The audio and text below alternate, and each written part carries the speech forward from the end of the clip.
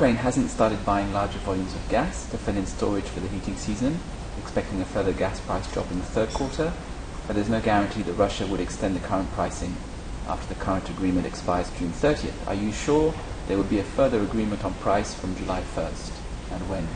Firstly, Ukraine is importing gas at the level which allows us to feel safe, no matter how the situation with Russian Federation will evolve. So we understand the risks. Secondly, we are not sure if there will be a new deal. We are working hard to make the deal happen. We have been in permanent contact with the European Commission to make sure that we continue our discussion with Russian Federation, or with Gazprom, namely, the way it was done previously in 2013, to make sure there is a new trilateral deal. And we believe the likelihood of this deal is much higher this year, because of the simple fact that Ukraine now has as alternative, has an option to source gas from EU, though we still would like to see a stable winter for 2015-2016, and that stability is necessary not only for Ukraine as a consumer, but also to make sure that there is no another artificial gas crisis created by Gazprom, as it was done in 2009, for example. Okay, any idea of the timing for a further agreement on price?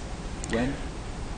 We would expect that negotiations should be held, the new round, somewhere in the end of May, and we believe it's necessary and most expedient to achieve the deal somewhere in June, to make sure that the deal will cover second and the third quarter, the third and the fourth quarter of 2015, and then goes further if necessary.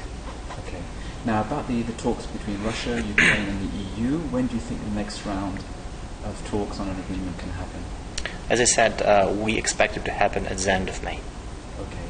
Will it be a deal through the end of March 2016, as the EU and the Ukraine have sought, or will it be just another extension for the third quarter? We're trying to achieve a deal which will survive until the end of Stockholm arbitration, which is expected to be somewhere at the end of first quarter of 2016. Can you comment on statements from Russia that Ukraine simply has no money now to buy larger volumes of gas? It's not exactly true. We are limited, of course, in our financial capacity, but we are buying gas in accordance with the plan at the moment, and our limitations are quite natural for the country, which is being attacked in a military way.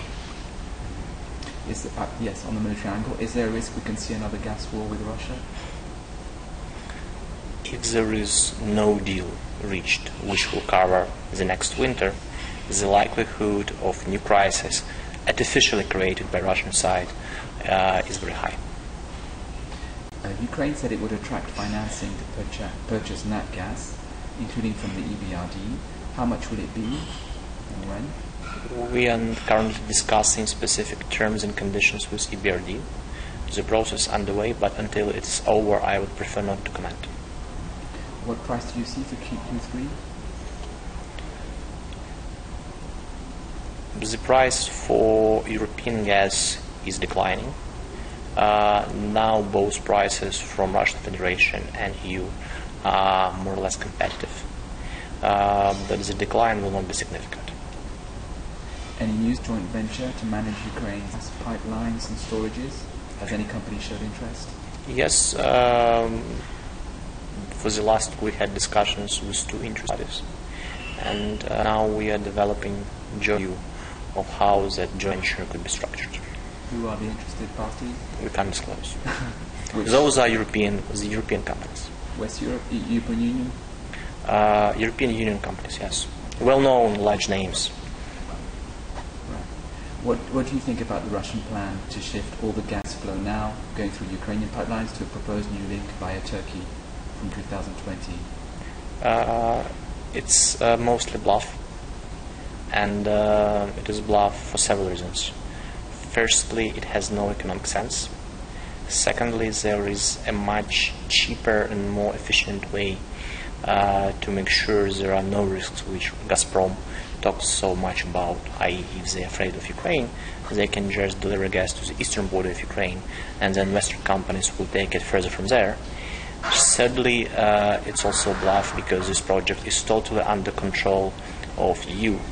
If EU companies will not help Gazprom build that pipeline will not be built because Gazprom or Russian Federation simply do not have the technology. But there is another much more disturbing aspect which EU should understand, that this project is not that much about circumventing Ukraine, but much more about blocking gas flows from other willing suppliers such as Turkmenistan, Azerbaijan, and more importantly, potentially Iran. Last year, Naftogaz said it will auction its subsidiary, Ukrazidobuvania, a Ukrainian gas extraction company, in the autumn 2015. Is it still the case, or are you delaying because of the current economic situation? The key reason is, firstly, we need to make sure we are on track on our price increase reform, which is quite painful. Price increase reform for domestic consumption of gas by households, since that producer is a major source of gas consumed by that category. It's unfeasible to put it in auction or sell until the price is made at market level, because then this asset will have maximum price, and from point of view of the government and people of Ukraine, to make sure they extract maximum value of the process, we need to start the reform firstly, make sure there is a quite elaborate, well-planned route forward, and then try to auction subsidiary. But also we have to take into account overall economic condition of the country and situation as is.